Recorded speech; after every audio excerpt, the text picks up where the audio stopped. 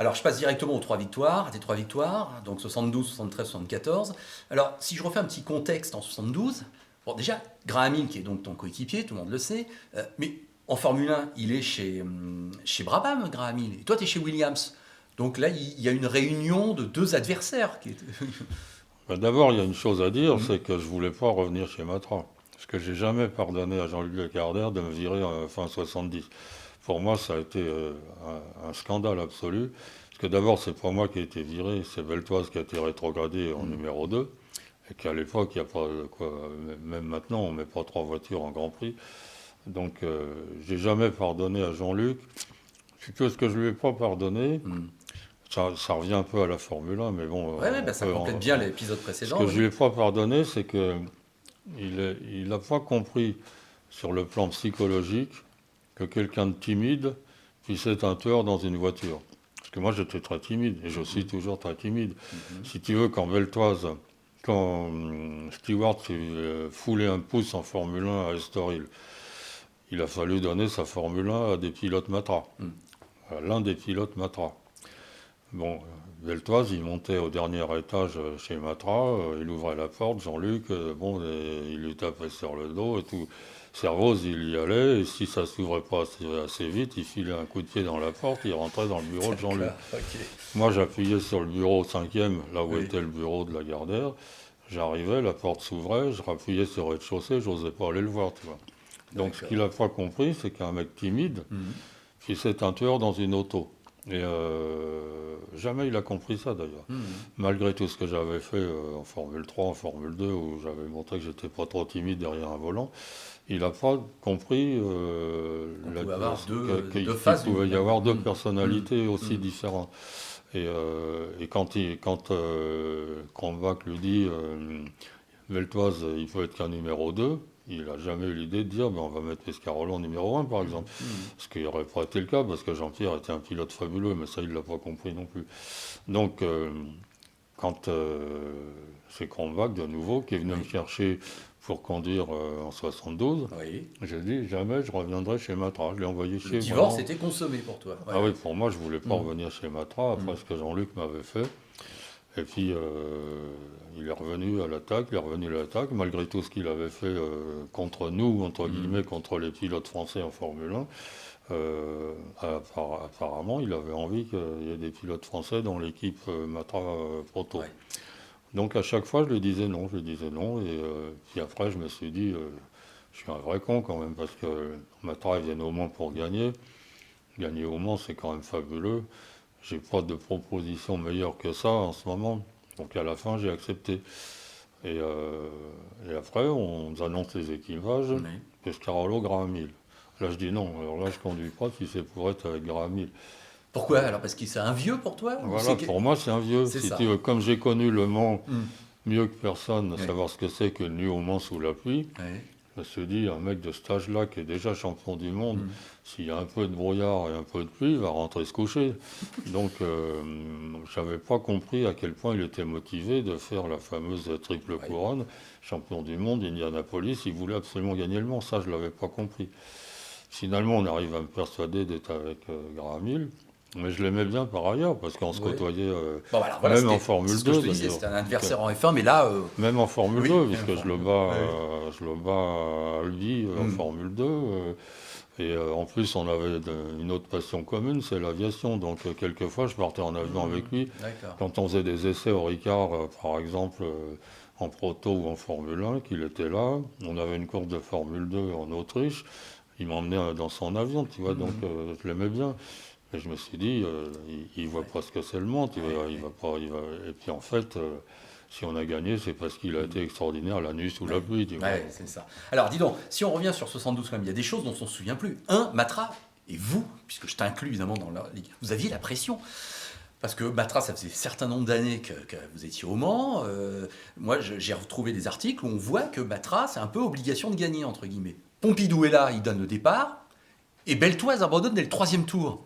Ça commence mal. Est-ce que tu te souviens effectivement donc de cette ambiance, peut-être, où il y avait obligation de résultat? oui, parce que on était passé pas loin déjà. Mhm. Bon, déjà en 68, on pouvait être deuxième derrière une GT40, alors qu'à l'époque, En proto, on était en 3 litres et les soi-disant sports étaient en 5 litres. Donc les GT40, tout ça, ça allait beaucoup plus vite. On a failli être deuxième. Bon, en 69, je suis dans mon lit, mais ils auraient pu gagner parce qu'il y a eu des petits problèmes au dernier moment. Euh, Donc c'est ça, là il y a un peu pression. ouais, oui, on passe pas loin à chaque fois. Il y a des problèmes de fiabilité moteur, des problèmes de ressort de soupape. Ça doit être, on abandonne tous et en 70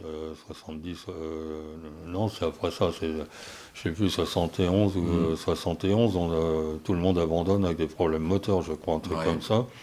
En 69, quand je suis dans mon lit, si Pierce Courage abîme pas la voiture, il gagnait déjà. Donc on passe à chaque fois tout près. Et donc en 72, là on met vraiment les moyens. Il y a 4 voitures, rien que des bons pilotes. Et on vient pour gagner. Donc il y a une pression incroyable dans l'équipe Matra. Et chez les pilotes aussi. Ouais.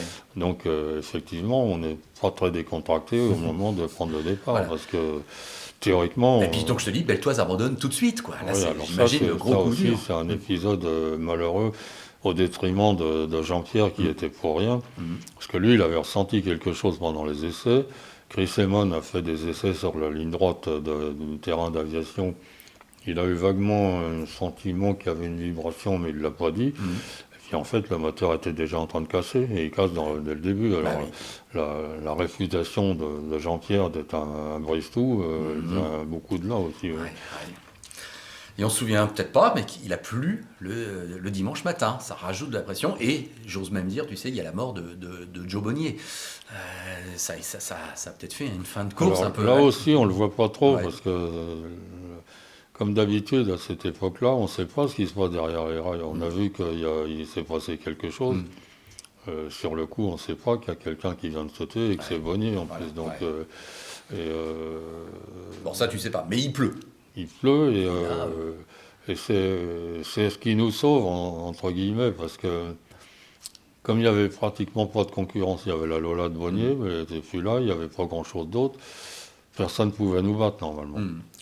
Et donc on avait des consignes draconiennes, avec un temps autour à respecter. Et si on ne le respectait pas, ça allait mal. Avec Jean-Luc Lagardère, il était dans les stands.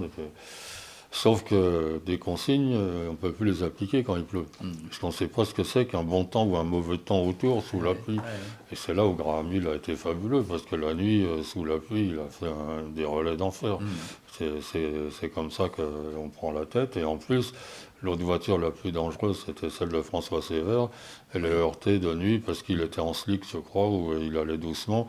Et il y a Marie-Claude Beaumont avec la Corvette qui rentre dedans et qui nécessite un arrêt assez long. Donc ça a été beaucoup de chance, mais ça a été aussi les qualités de Graham la nuit sous la pluie, ça a été fantastique. D'accord. Alors donc, tu as gagné le Mans. Qu'est-ce que tu te dis franchement à ce moment-là? Tu réalises, tu restes lucide. Comment tu te souviens avoir apprécié sur le moment cette victoire? Ben, il y a eu deux choses. Il y a eu l'euphorie de la victoire, puisque c'était enfin réalisé le rêve de Jean-Luc Lagardère, gagner les 24 heures du Mans. On s'était tous battus vraiment depuis 65-66 pour essayer d'arriver là. Il y en a qui avaient particulièrement souffert, moi en l'occurrence, avec la 640. Donc c'était la concrétisation des rêves, j'allais dire presque de la France. Tout le monde attendait qu'une voiture française gagne le Mans, et Matra en particulier. Par contre, ça a été en même temps une déception parce que, a posteriori, je me suis dit, maintenant que j'ai gagné le Mans, je vais peut-être retrouver un bon volant en Formule 1. Et en fait, on s'aperçoit que ça n'a rien à voir. C'est deux disciplines différentes. Et j'ai acquis cette image qui m'a servi toute ma vie. C'est d'un bon pilote d'endurance, mais pas un pilote de Formule 1. Et on peut gagner autant de fois qu'on veut le Mans, on ne vous propose pas une bonne Formule 1 pour autant. Donc ça a été en même temps une joie profonde d'être enfin arrivé avec Matra à gagner le Mans. Mais je me suis aperçu que ça a débouché sur une bonne notoriété, mais entre guillemets c'est tout. Ah ouais, d'accord. Bon, on sait qu'en tout cas tu enchaînes l'année d'après, toujours avec Matra, cette fois-ci avec Gérard Larousse par une deuxième victoire. Mais j'ai envie de passer à 74. ce que je retrouvais là comme note, et c'est vrai que maintenant ça semble incroyable, tu te souviens qu'il y a 47 minutes d'arrêt au stand le dimanche matin en pointe Non, de moi, je boîte? ne reviendrai pas Ah, sur 74 d'abord, parce que 73, c'est l'année la plus importante, oui. parce que Jean-Luc Lagardère avait un rêve, il en avait deux, Mhm. c'est d'être champion du monde en plus de gagner le monde. Et d'être pas champion du monde face à n'importe qui, c'est face à Ferrari. Donc Ferrari et Matra attaquent 73 pour le championnat du monde et pour le Mans. Et dans l'équipe Ferrari, il y a X, Merzario, Patrese, enfin tous les mecs les plus rapides du monde, ils sont là. Ouais. Donc cette année 73, elle est fabuleuse parce que il y a un équipage de pointe, c'est Beltois Sévère, chez Matra, c'est les deux vedettes. Mhm. Et puis il y a les grouillots, entre guillemets, c'est Larousse et moi. Oui. Et on s'aperçoit à la fin de la saison que c'est nous qui avons tout gagné. Ouais. Et on est champion du monde. Alors malheureusement, il n'y a pas de titre pilote. Sans ça, j'aurais été 3 fois champion du monde en endurance. Mhm. Mais le titre n'existait pas pour les pilotes. Mais Matra est champion du monde grâce à Larousse et moi. C'est nous qui gagnons pratiquement toutes les courses. Et on gagne le Mans face à Ferrari. Donc c'est un peu le duel 66 Ouais, ouais, t'as raison. Ford-Ferrari. Non, mhm. C'est le duel Matra-Ferrari avec l'ambition de Jean-Luc Lagardère de battre Ferrari au Mans et d'être Mhm. champion du monde. Mhm. Parce que Mhm. quand on a gagné l'année d'avant, il n'y avait pas Ferrari. Donc là, il fallait battre Ferrari au Mans. Et donc, plus trop de consignes d'équipe. C'était vraiment intéressant pour nous. Parce qu'il y avait une Ferrari qui était partie en pointe avec Merzario, je Oui. crois, Oui. et Pache, ils étaient ensemble. Et donc, il fallait peut-être pas aller suivre le lièvre, mais il fallait être devant les autres. Donc Mhm. là, les consignes d'équipe, on s'en occupait Ouais. plus trop. Ouais. C'était à bloc pour battre Ferrari. Donc cette année-là, elle est pas insignifiante. On est champion du monde, on bat Ferrari, et c'est vraiment grandiose pour Matra et pour nous. C'est parce que je me dis, on n'aura pas le temps de voir toutes les années. Alors, j'ai essayé de faire des sauts, mais tu as raison, bien sûr, 113, belle bataille avec Ferrari, c'est sûr. Non, oui, je t'avais évoqué cet arrêt au stand de 47 minutes le dimanche matin en 74. De nos jours, ça semble inconcevable qu'un futur vainqueur s'arrête plus de 3 quarts d'heure au stand. Et par quel état d'esprit t'étais passé? Bah, disons qu'il n'y avait plus de concurrence, Hmm. parce que Ferrari n'était pas Oui. revenu. Il y avait quelques voitures anglaises qu'on craignait pas trop. Et Porsche engageait un espèce de prototype qui était le prototype de la 935, qui était une voiture GT en fait. Mhm. Donc il n'y avait pas trop de concurrence et on abordait la course en étant sûr de gagner. Sauf que on s'est mis à avoir des problèmes de pneus. Mhm. C'était les pneus Goodyear, et sans qu'on sache trop pourquoi, les pneus d'échappée au bout de la ligne droite d'une Audière. Donc il y a eu un moment critique, c'est le moment où Jean-Luc Lagardère a failli décider d'arrêter toutes les voitures Ah oui, et carrément. d'abandonner. D'accord. Parce qu'il y avait eu deux voitures qui avaient déchappé, dont celle de Beltoise qui avait eu un accident grave au bout de la ligne droite des Mhm. Hunaudières. Il avait déchappé à pleine vitesse. Et quand on déchappait avec ses pneumatiques, au lieu de rester sur la jante comme ils font maintenant avec les Michelin, Mhm. le pneu se coupe en deux, il tourne autour de la jante et il Ouais. arrache tout ce qu'il y a autour. Mhm. C'est ce qui m'était arrivé en 68 d'ailleurs quand j'ai abandonné après la Mhm. nuit. Mhm. Mais donc il y a trois voitures qui déchappent et il n'y en a qu'une qui déchappe jamais, c'est la nôtre. Alors on a trouvé vaguement l'explication après. Il se trouve que j'étais beaucoup plus lent que les autres dans la ligne droite parce qu'il y a un étrier de frein qui était défaillant et qui laissait les plaquettes tout le temps Oui, d'accord. en contact avec le disque. Si bien qu'il fallait changer les disques et les plaquettes très souvent. C'est pour ça que j'étais un peu largué. Mais par contre, ça nous a sauvés parce qu'on n'a jamais déchappé. On Mhm. avait quelques kilomètres heure de moins.